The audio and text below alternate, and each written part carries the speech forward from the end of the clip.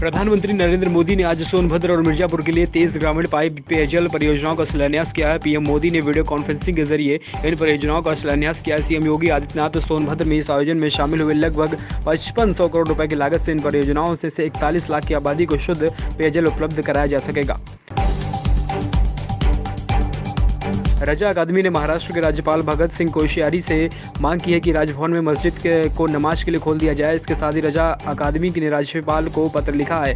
राज्यपाल को लिखे पत्र में रजा अकादमी ने कहा है कि राज्य में सभी धार्मिक स्थल खुल गए हैं, इससे राज्य में सभी खुश हैं और यहाँ तक कि लोगों ने मुख्यमंत्री उद्धव ठाकरे का आभार भी जताया। अकादमी के पत्र में लिखा गया कि राजभवन स्थित मस्जिद को जुमे की नमाज के लिए सिर्फ 5 से 7 लोगों को अंदर जाने से मना कर दिया गया। लिहाजा वह राज्यपाल से निवेदन करते हैं कि कर्मचारियों को आदेश दें कि मुस्लिमों को लॉकडाउन से पहले की तरह ही राजभवन में मस्जिद में नमाज पढ़ने की इजाज़त दे दी जाए। दिल्ली पुलिस ने रंगदारी मांगने के मामले में दिल्ली पुलिस के एएसआई राजवीर सिंह को गिरफ्तार किया है। दरअसल राजवीर का आरोप है कि उन्होंने हरियाणा के कुख्यात गैंगस्टर पर 5 लाख का इनामी संदीप उर्फ काला जेठेली के साथ मिलकर रंगदारी मांगी थी। बता दें कि दिल्ली के हौज खास थाने से उसे पुलिस ने गिरफ्तार किया था और फिर उन्हें जेल भेज दिया गया था। इससे पहले इस मामले में 4 लोगों की गिरफ्तारी की गई थी। इसके बाद उनसे पूछताछ की गई, जिसके बाद आरोपी एएसआई राजवीर सिंह का नाम सामने आया।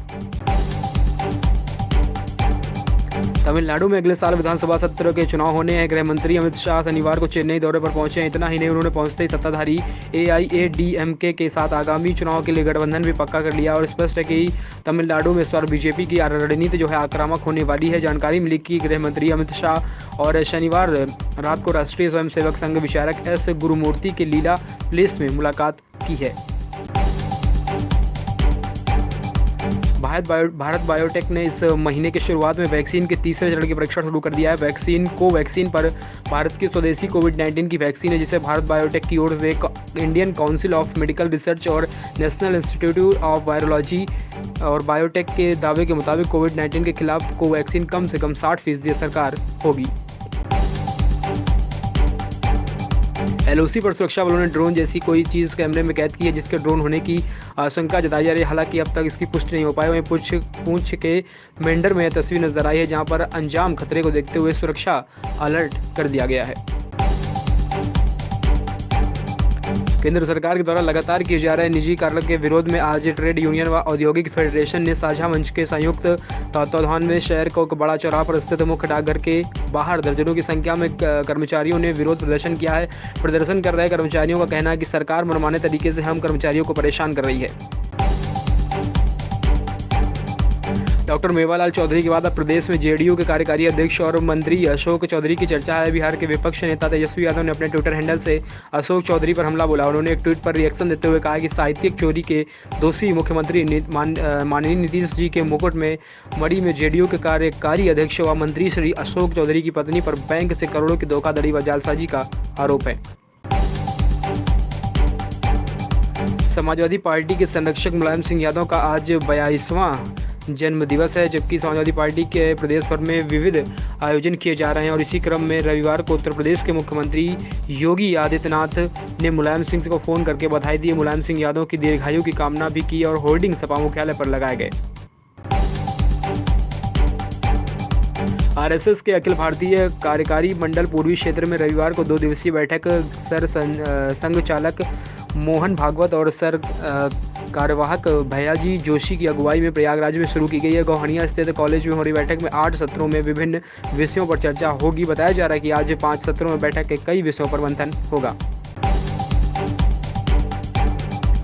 बीजेपी के राष्ट्रीय उपाध्यक्ष वैजयंत जय पांडा और उनकी व्यवसायी पत्नी जगी महंत पांडा की मुश्किलें बढ़ती हुई नजर आ रही हैं। ओडिशा हाईकोर्ट ने जमीन हड़पने के मामले में दोनों को अंतरिम जमानत याचिका खारिज कर दी। इससे पहले 6 नवंबर को हाईकोर्ट के ओडिशा पुलिस को जय पांडा और उनकी पत्नी को 12 नवंबर को गिरफ्तार नहीं करने का आदेश जारी किया था।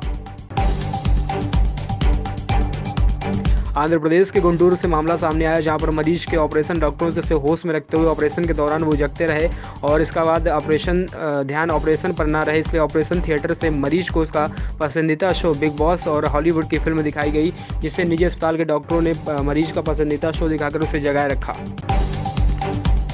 दिल्ली में कोरोना रोज के रिकॉर्ड में तेजी से बढ़ता जा रहा है। इस बीच खबर है कि गृह मंत्री अमित शाह के निर्देश पर दिल्ली के कोरोना की टेस्टिंग अचानक बढ़ा दी गई है। पहली बार दिल्ली में RT-PCR टेस्टिंग यानी रैपिड एंटीजन टेस्टिंग को पार कर गई है। इसके साथ ही 250 वेंटिलेटर और DRDO को सौंपे गए हैं, जहां पर आपको बता दें कि 250 वेंटिलेटर भी DRDO को सौंपने के बाद 20 नवंबर को 3,70,729 लोगों का सर्वे किया जा चुका है। समाजवादी पार्टी के दिग्गज नेता उत्तर प्रदेश के पूर्व मुख्यमंत्री मुलायम सिंह यादव का आज 22वां जन्म दिवस है, जहां पर अवसर पर प्रधानमंत्री नरेंद्र मोदी ने मुलायम सिंह यादव को फोन कर जन्मदिन की बधाई दी है। यह जानकारी खुद पीएम ने ट्वीट कर दी है। पीएम मोदी ने अपने ट्वीट में लिखा कि मुलायम सिंह यादव जी से फोन कर बात की और उन्हें शुभकामनाएं दी हैं और वह हमारे देश के सबसे वरिष्ठ व अनुभवी नेताओं में से एक हैं। लफ्ज़-ए-जिहाद के मुद्दे पर इन दिनों देश में बहस छिड़ी है और इससे कई राज्य लफ्ज़-ए-जिहाद के कानून के खिलाफ भी काम कर रहे हैं। ऐसे में कुछ दल बीजेपी का विरोध कर रहे हैं। AIMIM के प्रमुख असादुद्दीन ओवैसी ने रविवार को इस मसले पर बोलते हुए बीजेपी पर आरोप लगाए। उन्होंने कहा कि यह स्पेशल मैरिज एक्ट के अनुच्छेद 14 से 21 का उल्लंघन होगा। जाने माने लेखक नोम चोमस्की और पत्रकार विजय प्रसाद की टाटा लिटरेचर लाइव में ऑनलाइन चर्चा रद्द किए जाने पर दोनों मेहमानों ने खेद जताया। एक बीच एक दिन के बाद इस महोत्सव में संस्थापक व निदेशक अनिल धारकर ने रविवार को कहा कि महोत्सव की सत्यनिष्ठा का रक्षा करने के लिए फैसला करना जरूरी था। राजधानी लखनऊ में प्रतिष्ठित medical college Ram Manohar Lohia institute के निदेशक AK त्रिपाठी ने दोबारा ज्वाइनिंग की और एक हफ्ते में इस्तीफा दे दिया। मुख्यमंत्री योगी की फटकार और भ्रष्टाचार पर जीरो टॉलरेंस के सख्त रुख पर फटकार के बाद अपर मुख्य सचिव चिकित्सा शिक्षा रजनीश दुबे ने आनफान में डॉक्टर त्रिपाठी का दबाव में इस्तीफा दिलवाकर तत्काल प्रभाव से राजभवन पहुंचाया। फतेहपुर में बच्चों को लेकर विवाद इतना ज़्यादा बढ़ गया कि दबंग परिवार एक दूसरे पर महिलाओं पर लाठी डंडे जमकर पिटाई कर दी। इस वारदात के दौरान मौके पर मौजूद लोगों ने घटना का वीडियो बना लिया और सोशल मीडिया पर वायरल कर दिया, जहां पर बच्चों के विवाद में दबंगों ने महिलाओं समेत 3 लोगों को लाठी डंडों से जमकर पीटा। उत्तर प्रदेश के मेरठ जिले में एक अदालत में 100 वर्ष के बुजुर्ग महिला के साथ दुष्कर्म के जुर्म में एक व्यक्ति को उम्र कैद की सजा सुनाई गई है। सरकारी वकील निशांत कुमार गर्ग ने बताया कि मेरठ जिले के थाना जानी क्षेत्र में अक्टूबर 2017 में एक बुजुर्ग दिव्यांग महिला के साथ अंकित पुनिया ने दुष्कर्म किया था। उत्तर भारत में ठंड ने दस्तक दे दी है और हर साल की तरह इस साल भी 7 समुद्र पार से आए खास विदेशी मेहमान संगम तक पहुंचे हैं। हालांकि कुछ दिन पहले वायु प्रदूषण को देखते हुए साइबेरियन बर्ड्स की संख्या काफ़ी कम कर दी गई थी। बुलंदशहर जनपद के अनूप शहर कोतवाली पुलिस की महिला अपराध के मामले में एक लापरवाही सामने आई है। कोतवाली क्षेत्र के निवासी एक युवती ने घर में घुसकर चाकू से घायल करने व कपड़े फाड़ने पर अश्लील हरकत करने पर आरोपियों के खिलाफ कार्रवाई न करने की अनूप शहर कोतवाली क्षेत्र के दौरे पर आई और राज्य महिला आयोग अध्यक्षा विमला बाथम से शिकायत कर कार्रवाई करने की मांग की। उत्तर प्रदेश के रामपुर से एक ऐसा मामला सामने आया जहां पर आधी रात प्रेमिका को मिलने पहुंचा प्रेमी पकड़ा गया। गुस्साए परिजनों ने आरोपी को कमरे में बंद कर लिया। इसके बाद लड़की के घर वालों ने रात में उसकी जमकर धुनाई की और दिन निकलने पर आरोपी युवक को पुलिस के हवाले कर दिया। मुकदमे से बचने के लिए उन लोगों ने आपसी समझौता कर लिया और रात भर पिटने वाला प्रेमी दिन निकलने के बाद दामाद बन गया। नायक फिल्म की तर्ज पर कानपुर के वर्ल्ड चिल्ड्रन डे के अवसर पर छात्राओं को एक दिन का थाने का चार्ज दिया गया है, जिसके बाद छात्राओं में खुशी का ठिकाना नहीं। आपको बता दें कि हरवंश मोहाल थाना में यूनाइटेड पब्लिक स्कूल की छात्रा हर्षिता साहू को एक दिन का थानेदार बनाया गया।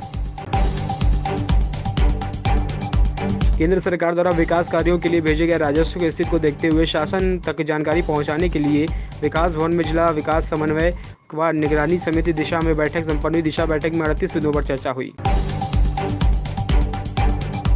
मथुरा के गोवर्धन कस्बे के गिरिराज बाग के पीछे जंगल में बने आश्रम में 3 साधुओं के साथ जहर खुरानी का मामला सामने आया, जहां पर 2 साधुओं की मौके पर मौत हो गई। एक की साधु की गंभीर अवस्था में जिला अस्पताल रेफर कर दिया गया। गोवर्धन के गिरिराज बाग के पीछे एक आश्रम में साधु से 1 साल से भजन कर रहे थे।